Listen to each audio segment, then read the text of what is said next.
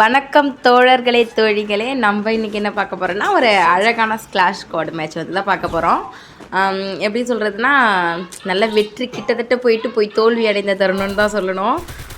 ரொம்ப எப்படி சொல்கிறது, நம்ம துப்பாக்கிலாம் எடுக்கக்கூடாது, கையாலேயே அடித்து கொண்டுடணும் அப்படின்னு சொல்லிட்டு ஒரு வைராக்கியமாக இப்போ நம்ம இந்த மேட்ச்சுன்னு இல்லை, எல்லா மேட்சுமே அப்படி தான் போயிட்டு இருக்கோம் நம்ம. சரி, மெடிக்கிட் குறைஞ்சிருச்சு, போட்டுட்டு அதுக்கப்புறம் போகலாம் அப்படின்னு சொல்லிட்டு போயிட்டே இருக்கும்போது இந்தாண்ட சைடு ஒரு எனிமியை பார்த்துட்டு சரி ஓகே, அவங்க அந்த எனிமியை முடிச்சு விட்டுட்டு தான் அடுத்துக்கு போகணும் அப்படின்னு சொல்லிட்டு போட அடி நாக்கு. ஆனால் என்னென்னா நம்மளையும் நாக் பண்ணி விட்டுட்டாங்க. சரி என்ன பண்ணுறது அப்படின்னு பார்க்கும்போது நம்ம டீம்மேட்டை அடித்து முடிச்சிட்டாங்க. சந்தோஷத்தில் அப்படியே ஓகே அப்படின்னு சொல்லிட்டு அடுத்த மேட்ச்சுக்கு நம்ம போயிட்டு கன்னெல்லாம் எடுத்துக்கிட்டு அப்படி வெயிட் பண்ணிகிட்ருக்கோம் அடுத்த மேட்ச்சுக்காக. எப்படியாவது போய் அடிச்சிடணும் அப்படின்னு சொல்லிட்டு ரொம்ப வெறித்தனமாக விளாண்டுட்டு இருந்தோம். அப்புறமா கடைசியில் என்ன நடந்ததுன்னு நீங்களே பாருங்கள். ரொம்ப ஒரு மாதிரி சோகமாக முடியும். இருந்தாலும் பரவாயில்ல, நம்ம தான் வெற்றி தோல்வி எல்லாத்துலேயுமே நம்ம கலந்துக்கிறோம் இல்லையா, எதையுமே விடக்கூடாது அப்படின்னு சொல்லிட்டு. இருந்தாலும் நம்ம ஒரு முயற்சி எடுத்தோம், நம்ம ஒரு வீடியோ எடுத்தோம் அப்படின்னு சொன்னால் அந்த பதிவு அப்படியே போட்டுருணுங்கிறது என்னோட கருத்து. அதுக்காக தான் எல்லா வீடியோவுமே அப்படியே போட்டுறது. பூயா அடித்தா மட்டும்தான் அதை எடுத்து குறிப்பாக போடணுங்கிறதுலாம் கிடையாது. சரி, எடுத்துகிட்டு துப்பாக்கிலாம் எடுத்துகிட்டு போய் எனிமி அடிச்சிடலாம், பொறுமையாக பொறுத்து இருந்து தான் போகணும் அப்படின்னு சொல்லிட்டு பொறுத்து இருந்தேன். பொறுமை கடலினும் பெரிது இல்லையா, அதனால சரி நம்ம டீம்மேட் எல்லாம் ரிவ்யூ பண்ணிவிட்டு சரி ஓகே போய் சுடலாம் அப்படின்னு சொல்லிட்டு போயிட்டே இருக்கும்போது இந்தாண்ட சைடு எனிமியை பார்த்துட்டு சரி பொறுமையாக அப்படின்னா நம்ம என்ன அடிக்க ஆரம்பிச்சிட்டாங்க. ஐயோ அப்படின்னு சொல்லிட்டு போடு நாக் பண்ணிவிட்டு இந்தாண்ட போயிட்டு இன்னும் ஒரே ஒரு ஆள் தான் நம்ம டீமில் வந்து 2 பேர் இருக்காங்க. சரி நம்ம இதை முடிச்சு விட்டுட்டு அப்புறம் போய் அடிச்சிக்கலாம் அப்படின்னு சொல்லிட்டு ஓடிட்டே இருக்கும்போது நம்ம டீம்மேட் வந்து அடிச்சிட்டு இருந்தாங்க. சரி நம்ம போய் சுட்டுலாம், நம்மளுக்கு தான் கில் வேணும் அப்படின்னு சொல்லி ஒரு பேராசிரியாக போயிட்டு இருக்கும்போது நம்ம டீம்மேட் முடிச்சிட்டாங்க. பரவாயில்ல, யார் பிடிச்சா என்ன, நம்மளுக்கு தேவைன்னா வெற்றி. நம்ம வந்து ஒரு குழுவாக தானே போகிறோம். சரி ஓகே, அணி முழுக்க நம்ம யார் அடித்தா என்ன, நம்ம ஜெயிச்சா சரிதான் அப்படிங்கிற அளவுக்கு ஒற்றுமையாக இருந்துட்டு போயிட்டோம். அடுத்த மேட்ச்சுக்கு வந்தாச்சு. அப்படியே நல்லா அவங்க வந்து சுழியத்தில் இருந்தாங்க. நம்ம 2 ஆட்டம் வந்து வெற்றி பெற்ற நிலையில் இருந்துகிட்ருக்கோம்.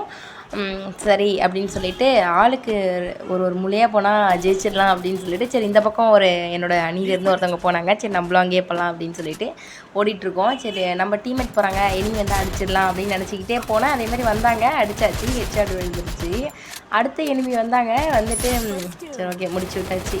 எப்படியாவது சுட்டு தள்ளிட்டு இந்த ஆட்டமும் வெற்றி பெற்றுட்டு எப்படியாவது பூயா அடிச்சிடணும் அப்படின்னு சொல்லிட்டு ஒரு சந்தோஷத்துலேயே சுற்றிட்டு இருந்தோம். சரி நம்ம இப்படி சுற்றி போகலாம், ஏன்னா 2 பேரும் ஏற்கனவே அந்த டீமில் முடித்தாச்சு. நம்ம டீமில் வந்து ஒரு பேர் வந்து இறந்துட்டாங்க. அப்படிங்கிற நிலமையில வந்து சுட்டுட்டு இருந்தால் எல்லாம் இங்கே நின்றுட்டுருக்காங்க. போடு அப்படின்னு சொல்லிட்டு சுட்டு தள்ளிட்டு இந்தாண்ட எல்லாத்தையும் அடித்து முடித்தாச்சு. ஓகே நம்ம எப்படியாவது கொஞ்சம் ப்ரோ பிளேயர் ஆகிடுறோம் அப்படின்னு சொல்லிட்டு உள்ளுக்குள்ள ஒரு மாதிரி ஜாலியாக சுற்றிக்கிட்டு இருந்தான். அடுத்த மேட்ச் வந்துருச்சு. கட்டாயமாக இந்த மேட்ச் வந்து நம்ம அடிச்சிருவோம், ஏன்னா ஏற்கனவே வந்து 3 வந்து வெற்றி பெற்றுட்டோம். அப்போ இன்னும் நம்மள தான் அடிச்சிருவோம் அப்படின்னு சொல்லிட்டு ரொம்ப சந்தோஷத்தில் அப்படின்னு சுற்றிட்டு இருந்தோம். இதுக்கு மேலே தான் நடக்கிறத பாருங்கள். ஓடிட்டே இருந்தோம். போட்டு சுட்டுட்டு எல்லாத்தையும் சுட்டு தள்ளிடலாம் அப்படின்னு சொல்லிட்டு ஒரு மனப்பான்மையில் போய் மேலே ஏறி நின்றுட்டு இருந்தோம். சரி இனிமேல் இந்த சைடு வரா மாதிரி எனக்கு தெரிஞ்சவொடனே நான் க்ளோவால் போட்டுட்டு சரி இந்த சைடு யாராவது இருக்காங்களான்னு பார்த்து சுட்டுட்டு இருந்தேன். ஒருத்தவங்க வந்து நாக் பண்ணியாச்சு. இருந்தாலும் வந்து எப்படின்னா நம்மளை சுட்டுட்டாங்க. கடன்னு நம்ம டீம்மேட்டை சுட்டு தள்ளிட்டாங்க. கொஞ்சம் நேரத்துக்குள்ளே அப்படியே எல்லாத்தையும் ஸ்பாட் அவுட் ஆகிட்டாங்க எல்லாமே. சரி நம்ம ஒரு நாக் பண்ண மாதிரி நம்ம டீமில் இருக்கவங்களும் இன்னும் ஒரு நாக் பண்ணியிருந்தா கூட நம்ம ஜெயிச்சிருந்துருக்கலாம். சரி விடு பரவாயில்ல, ஒரு மேட்ச்சு தானே ஜெயிச்சிருக்காங்க, நம்ம தான் 3 மேட்ச் ஜெயிச்சிட்டோமே அப்படின்னு சொல்லிட்டு இன்னொரு மேட்ச் ஜெயிச்சா கூட நம்ம ஜெயிச்சிடலாம் அப்படின்னு சொல்லிட்டு ஒரு மன தைரியத்தை மட்டும் விடக்கூடாது அப்படின்னு சொல்லிட்டு வேகமாக ஓடிட்டு இருந்தோம். ஒரே ஒரு கன் மட்டும் எடுத்துகிட்டு ஓடிட்டு இருந்தோம்.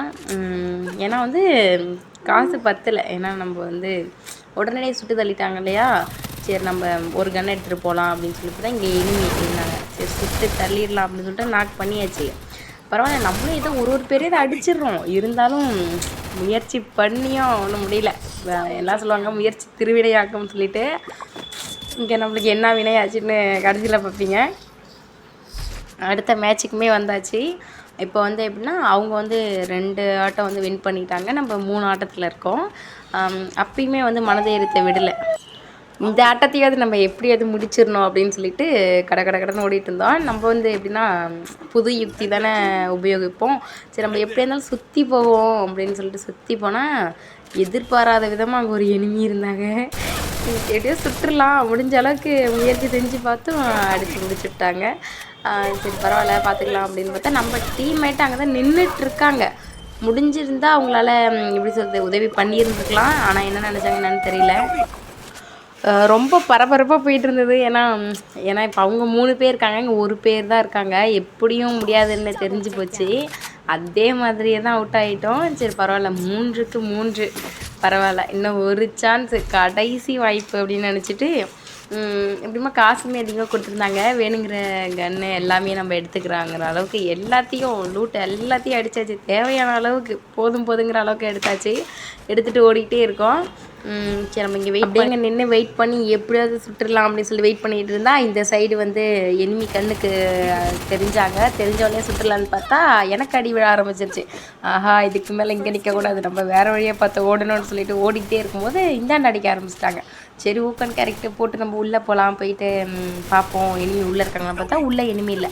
சரி வெளியே போயாவது நம்ம தான் அடிச்சாக்கணும், 1 பேர் 2 பேர் அடிக்கலாம் அப்படின்னு நினைக்கும் போது போட்டுக்கிட்டாங்க.